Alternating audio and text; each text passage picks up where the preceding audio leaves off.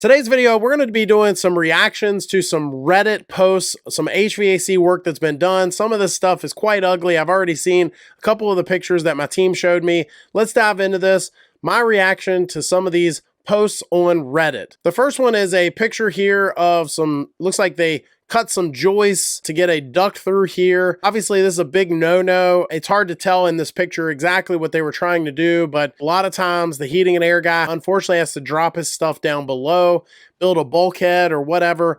When you cut out this much of the joist, it's a huge problem. We're looking at probably a 2x6 here, maybe a 2x8, but probably a 2x6. And when you cut out that big of a hole where you only have a couple inches, 2 to 3 inches on the top, looks like less than an inch on the bottom, that joist, it doesn't take much for it to now become a problem. All it would take for me is to walk across that roof, a chubby guy like me, and then I'm going to be sitting in your living room because I've now fallen through your roof. Huge problem there. Big no-no. Definitely don't do that. Our next photo looks like the bath fan tied into the plumbing vent. The roofers apparently wanted less holes in their roof. Big problem there. That's also a no-no. Never mind the tape that they used here just to kind of seal things instead of priming and gluing it properly, but they brought the fan up here, putting this T in, and if nothing else, you could have a backdraft of having things come in the house, such as methane gas, and it's just not up to code. You know, it doesn't matter how many holes the roofer wants in the roof. This is just simply not to code. This exhaust fan needs to be taken out properly. So big no-no there. It's our second big no-no of the night. Let's see if we can find a third here. Our third photo here is a disconnect. I've seen all kinds of wonky things done in disconnects before. I've seen guys just simply bypass the disconnect behind the cover, which is obviously a huge safety issue. It looks here that they've got 240 here coming in the center part of our disconnect, and then they kind of made a makeshift 120. Big no-no. That neutral cannot be taken to the ground bar there. Yep, so it says here they were trying to get 115 volts to the gas furnace there. You just simply cannot do that. This is a huge safety issue. If that ground became open, you could actually get shocked pretty bad there in open ground like that. A big no-no there. A new circuit needs to be ran, or if nothing else, have an electrician turn one of these hot legs in here, bring it to the neutral bar, and then maybe they could have done something like that, as long as the proper breaker is installed to protect all of these smaller wires here. So definitely some better ways to do this. This way here is just a huge safety issue and a big no-no. So 3 big no-nos now. Let's see if we can find a fourth one here. This is a common one. Any guy that's been in the trade for a while has seen this before, and a lot of us have probably done it before on accident. That arrow right there is pointed towards what looks to be the service port, meaning it's probably pointed towards the condenser.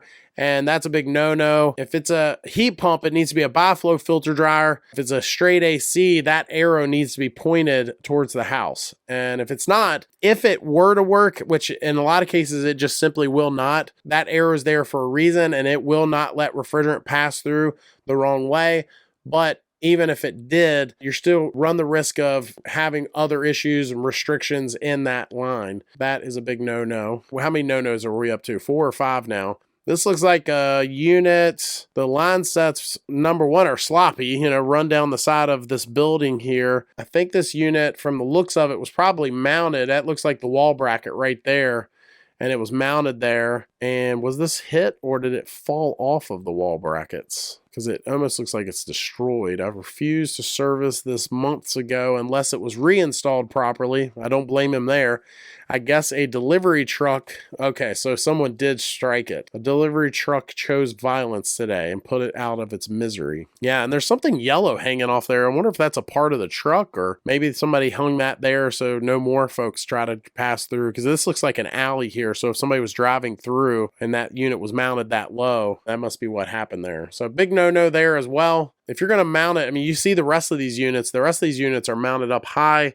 Somebody got lazy, mounted it down low, ran the line sets down. Obviously, another no-no. Interesting. We've got a control board here. What looks to be some terminals here that probably come off of this board and go to something, whether it's pressure switches or a sensor or whatever it is it goes to. I don't know if this red wire here Looks like this red wire is just kind of hanging. It's hard to tell if it's actually landed to something in this picture, but that's a no-no there. It looks like somebody just used it as a jumper, one of these spades connectors that can turn 2 into 1, and that is not okay. Found this by one of my technicians today. Unfortunately, it was one of my ex-employees who did this, properly repaired and operating at this time. So wonder how he knows it was one of his ex-employees. Did he know that it was a problem and one of the other employees found it? Or that's interesting. Definitely a no-no there though. Those terminals are not meant to be jumped like that. That's just obvious from looking at it. Okay, we got one of these DIY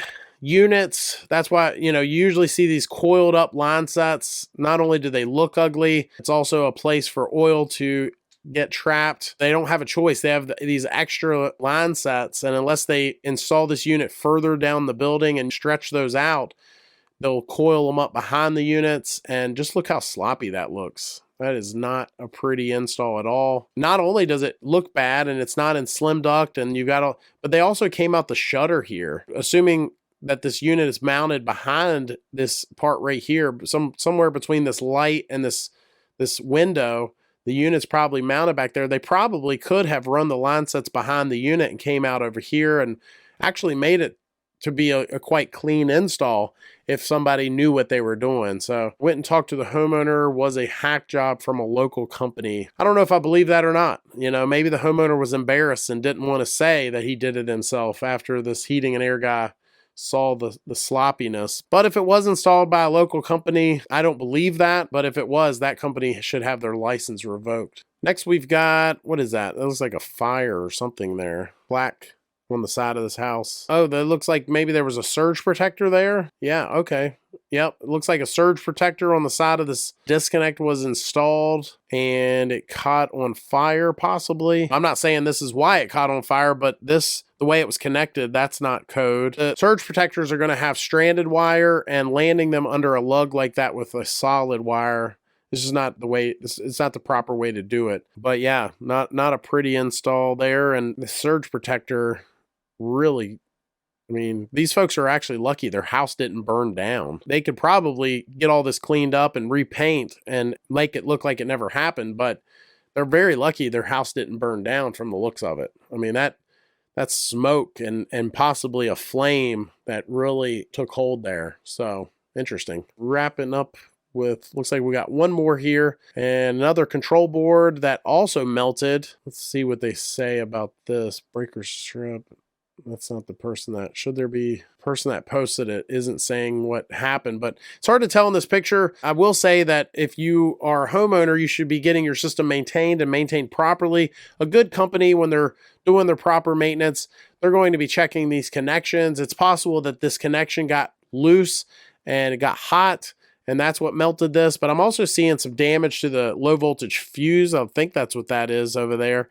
And, maybe, just maybe the low voltage, maybe that high voltage wire got over there with the low voltage, possibly. I don't know. But from the looks of it, something definitely melted, got really, really hot. And, this wire is not even, you don't even see the terminal here.